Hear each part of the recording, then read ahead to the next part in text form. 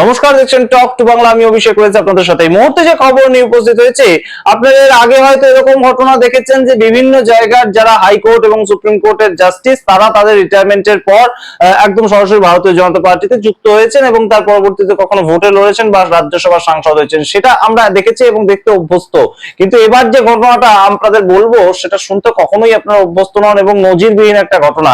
তার কারণ একদম সরাসরি মহারাষ্ট্রের আটটি সাথে তিনি সরাসরি ছিলেন ভারতীয় জনতা পার্টির অন্যতম একজন নেতৃত্ব এবং তিনি এবার কিন্তু সরাসরি মহারাষ্ট্রের একদম হাইকোর্টের জাজ হিসেবে বসতে চলেছেন। তেমনই ঘটনা ঘটছে এবং যেটা নিয়ে কিন্তু ইতিমধ্যেই সারা দেশে তোলপাড় পড়ে গিয়েছে এবং সরাসরি একদম খোলা দিনের আলোর মধ্যে যে ঘটনাটা ভারতীয় জনতা পার্টি ঘটাচ্ছে সেটা কিন্তু রীতিমতন এই মুহূর্তে প্রশ্ন চিহ্নের মুখে পড়ছে যে কিভাবে এই মুহূর্তে এই আটটি সাটের কাছ থেকে তিনি জাজ হিসেবে বসলেও তার পরবর্তীতে বিপক্ষ দলের যারা বিভিন্ন দল যখন বিভিন্ন কেস উঠবে তারা কিভাবে সেখানে সঠিক বিচারটা পাবে, এই প্রশ্ন এই মুহূর্তে কিন্তু উঠেছে এবং সরাসরি প্রধান বিচারপতি ভারতবর্ষের বি আর গাওয়াই তার কাছে এই নিরিখে একটা চিঠিও গিয়েছে। সমস্তটাই অত্যন্ত ইন্টারেস্টিং, অত্যন্ত গুরুত্বপূর্ণ প্রেক্ষাপট। একদম সরাসরি লাজ লজ্জা ভুলে কিন্তু এই মুহূর্তে রীতিমতন ভারতীয় জনতা পার্টির প্রাক্তন নেতা তিনি এবার সরাসরি হাইকোর্টের জাজ হিসেবে বসছেন। সুতরাং মহারাষ্ট্রে এই মুহূর্তে হাইকোর্টে কি বিচার হবে আপনারাই বিচার করবেন। এই প্রতিবেদন শেষ অবধি দেখুন। তার আগে অবশ্যই টক টু বাংলা ইউটিউব চ্যানেলটিকে সাবস্ক্রাইব করে দেবেন। আপনারা জানেন যে এই মুহূর্তে কিন্তু বিভিন্ন জায়গায় আমরা কলকাতা হাইকোর্টের প্রাক্তন জাস্টিস অভিজিৎ গঙ্গোপাধ্যায় তাকেও দেখেছি যে তার রিটায়ারমেন্টের কয়েক মাস আগেই তিনি একদম সরাসরি রেজিগনেশন দিয়ে দেন তার পদ থেকে এবং সরাসরি তার পরবর্তীতে তিনি ভোটে দাঁড়ান। অষ্টাদশ লোকসভা নির্বাচনে তমলুক থেকে প্রতিদ্বন্দ্বিতা করে তিনি এখন সাংসদ। এছাড়া মধ্যপ্রদেশের ক্ষেত্রে আমরা একই ধরনের ঘটনা দেখেছি। মধ্যপ্রদেশ হাইকোর্টের একজন জাস্টিস ছিলেন, তিনি পরবর্তীতে ভারতীয় জনতা পার্টিতে যুক্ত হন। এছাড়াও আমরা দেখতে পেয়েছি যে সুপ্রিম কোর্টের প্রাক্তন প্রধান বিচারপতি ছিলেন, তিনিও কিন্তু একদম রাজ্যসভার সাংসদ হয়েছেন। কিন্তু এবার যে ঘটনাটা আমরা দেখবো বা দেখতে চলেছি সেটা কিন্তু রীতিমতন কলেজিয়াম সিস্টেমকে প্রশ্ন চিহ্নের মুখে ফেলছে। তার কারণ যে আরতি সাঠে তিনি কয়েক মাস আগেও পর্যন্ত একদম মহারাষ্ট্রে দাঁড়িয়ে 2024 সাল পর্যন্ত ভারতীয় জনতা পার্টির হয়ে বিভিন্ন টিভি চ্যানেল থেকে শুরু করে বিভিন্ন মিডিয়া হাউসে তিনি যেতেন, প্রতিদিন একদম বক্তা হিসেবে বক্তব্য রাখতেন, ভারতীয় জনতা পার্টিকে ডিফেন্ড করতেন। সেই আরতি সাঠে এবার একদম সরাসরি কলেজিয়াম সিস্টেমের মাধ্যমে তিনি কিন্তু হয়ে যাচ্ছেন মহারাষ্ট্র হাইকোর্টের জাজ। এবং সেই কলেজিয়াম সিস্টেমটা কি আপনাদের একটু বলে দিই।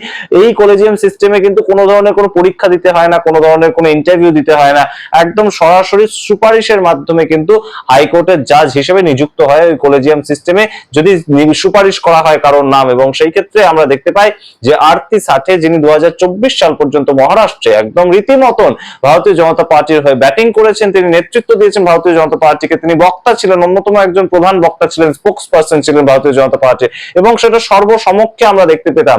সেই আরতি সাঠে 2024 সালে ভারতীয় জনতা পার্টি থেকে তিনি ইস্তফা দেন এবং তার পরবর্তীতে 2025 সালে এই মুহূর্তে যে লিস্ট বেরিয়েছে একদম কলেজিয়াম সিস্টেম জারি করার মাধ্যমে, সেই লিস্টে আমরা দেখতে পাচ্ছি দ্বিতীয় নম্বরে আরতি সাঠে, তার নাম একদম জলজল করছে এবং তিনি পরবর্তীতে হতে চলেছেন মহারাষ্ট্র হাইকোর্টের জাজ এবং যার হাতে কিন্তু দায়িত্ব থাকবে তিনি বিচার দেবেন এবং কাকে বিচার দেবেন সেটাই প্রশ্ন উঠছে এই মুহূর্তে।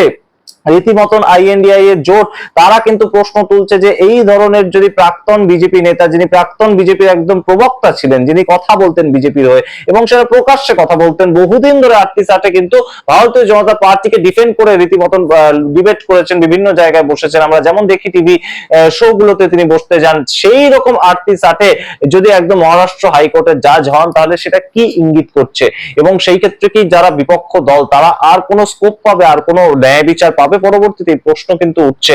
এবং তার সঙ্গে আপনাদের মনে করিয়ে দিই যে এই মুহূর্তে সরাসরি এই কথা বলতে গিয়ে কিন্তু আইএনডিআই জোটের বিভিন্ন নেতারা একদম সরাসরি ইঙ্গিত করছেন দীপঙ্কর দত্ত গতকাল একদম সুপ্রিম কোর্টের পক্ষ থেকে যে কথাটা রাহুল গান্ধীকে বলেছে ট্রু ইন্ডিয়ান কে হবে সেটা নিয়ে কিন্তু এই মুহূর্তে রীতিমতন চর্চার ঝড় উঠেছে। এবং যে দীপঙ্কর দত্তকে আমরা বিভিন্ন সময় দেখেছি দেবেন্দ্র ফাডনবিস থেকে একনাথ শিন্ডের সঙ্গে রীতিমতন ছবি তুলতে, এছাড়াও তাদের সঙ্গে ঘনিষ্ঠতা রয়েছে এবং সেই দীপঙ্কর দত্ত যখন রাহুল গান্ধীর উদ্দেশ্যে বলেন যে আপনি যদি একজন ট্রু ইন্ডিয়ান হতেন তাহলে আপনি এই ধরনের মন্তব্য করতে পারতেন না যে চীন ভারতবর্ষে 2000 কিলোমিটার জায়গা দখল করে নিয়েছে, তখন কিন্তু একটা প্রশ্ন ওঠে এবং সেই প্রশ্ন কি ইঙ্গিত করে সেটা আপনারা নিশ্চয়ই বুঝতে পারছেন এবং অবশ্যই সেই সম্বন্ধে কমেন্ট বক্সে কমেন্ট করুন। কিন্তু এই মুহূর্তে একদম যেভাবে আরতি সাঠে সোজাসুজি তাকে কলেজিয়াম সিস্টেমের মাধ্যমে একদম হাইকোর্টের জাজ করে দেওয়া হলো, মহারাষ্ট্রের হাইকোর্টের জাজ করে দেওয়া হলো, প্রধান বিচারপতি বি আর গাওয়াই যে কথাটা বলেছিলেন কয়েকদিন আগে সেটার দিকে একদম আমাদের নিয়ে যাচ্ছে। তার কারণ তিনি একদম সিজিআই হওয়ার পরেই কিন্তু বলেছিলেন যে বিভিন্ন জায়গায় আমরা যখন দেখতে পাই যে জাস্টিসরা সরাসরি হাইকোর্ট থেকে রিটায়ার করার পর পরবর্তী রিটায়ারমেন্টের পরবর্তী জীবনে তারা একদম অ্যাক্টিভ পলিটিক্সে ঢুকে যায়, তারা কখনো রাজ্যসভার সাংসদ হয়ে যায় কিংবা কোনো মনোনীত সদস্য হয়ে যায়, ভোটে দাঁড়িয়ে পড়ে, তখন বিচার ব্যবস্থার উপর মানুষের প্রশ্ন আসতে বাধ্য।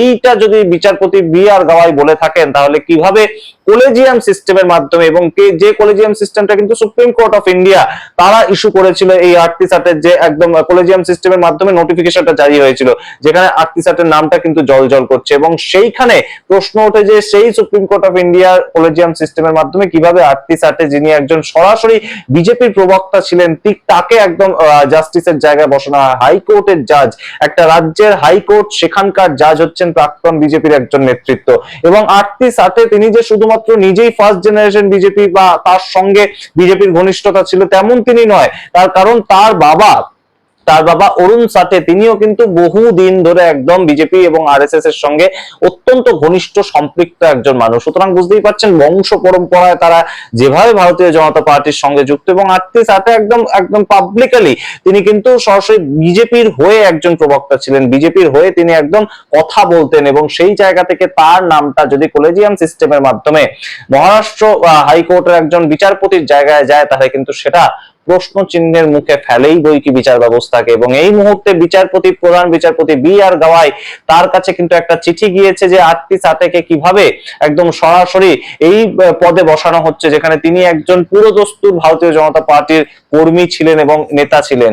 সেই প্রশ্ন কিন্তু এই মুহূর্তে উঠে একদম প্রধান বিচারপতি বি আর গাওয়াইয়ের কাছে একটা চিঠি পৌঁছেছে, কিন্তু সেই চিঠির নিরিখে প্রধান বিচারপতি বি আর গাওয়াই আদৌ কোনো স্টেপ নেবেন কিনা সেটা কিন্তু সন্দেহ রয়েছে। কারণ একদম কলেজিয়াম সিস্টেমটা, যেখানে সুপ্রিম কোর্ট নোটিফিকেশন জারি করেছে, কলেজিয়াম সিস্টেমের মাধ্যমে সেই নোটিফিকেশন জারি করা হয়েছে, সেখানে কিন্তু প্রধান বিচারপতি বি আর গাওয়াই সম্পূর্ণটা জানতেন, এবং সম্পূর্ণটা তিনি জেনেই সম্পূর্ণটা তার মাধ্যমেই কিন্তু হয়েছে। সুতরাং অগোচরে কিছু হয়ে গিয়েছে তেমন ভাবার কোনো জায়গা নেই। সুতরাং বুঝতেই পারছেন এই মুহূর্তে সাথে তার হাতে বিচার ব্যবস্থা যখন থাকবে মহারাষ্ট্র রাজ্যের জন্য, তখন সেটা কতটা একদম শাসক দলের জন্য, যেহেতু সেখানে ডবল ইঞ্জিন সরকার চলছে, সেখানে শাসক দলের জন্য কতটা তাদের ফেভারে যাবে এবং অবশ্যই কতটা বিরোধীদের বিপক্ষে যাবে, সেটা কিন্তু এই মুহূর্তে রীতিমতন বোঝাই যাচ্ছে, এবং সেই দিকে ইঙ্গিত করছে আইএনডিআই এর জোট।